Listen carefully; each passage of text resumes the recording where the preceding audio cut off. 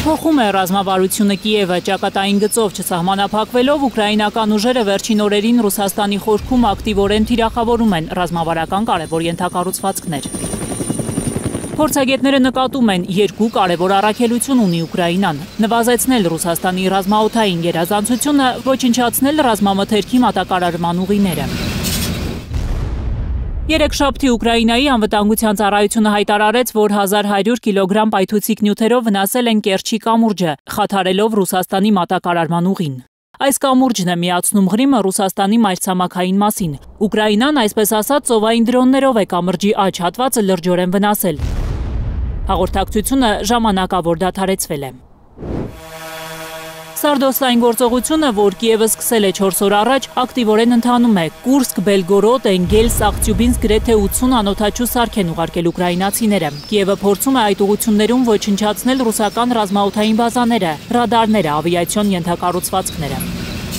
Սարդոստային գործողության ընթացքում առնվազն 40 ռուսական ռազմական ուղղաթիռ են շարքից անել ուկրաինացիները, վնասել վառելիքի պահեստներ։ Ըստ որոշ միջազգային փորձագետների, սա խորքային ամենախոշոր հարձակումն է եղել Ուկրաինայի կողմից պատերազմը սկսվելուց ի վեր։ Դաշնության պաշտպանական գերատեսչությունը հայտնում է, որ իրենց հակաօդային համակարգերը մի քանի ԱԹՍ են խոցել Բելգորոդի և Կուրսկի մարզերում։ Բնակելի տներ են վնասվել։ Նախնական տեղեկություններով 3 խաղաղ բնակիչ է զոհվել։ Թեժ մարտեր են Պոկրովսկի ուղղությամբ։ Ռուսական զինուժը շարունակում է հարձակողական գործողություններ, փորձելով ընդլայնել վերահսկողության գոտիները։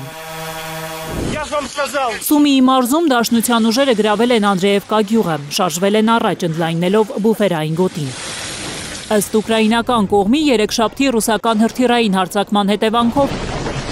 առնվազն 4 խաղաղ բնակիչ է զոհվել, 25-ը վիրավորվել։ Ծանր մարտեր են Լիմանի և Տորեցկի ուղղությամբ։ Դնեպրոպետրովսկի մարզում, ըստ Ուկրաինայի պաշտպանության նախարարության, 12 ուկրաինացի զինծառայող է զոհվել, մի քանի տասնյակ վիրավոր կան։ Գանել Մովսիսյան, Անի Ղանդիլյան, Հայլուր։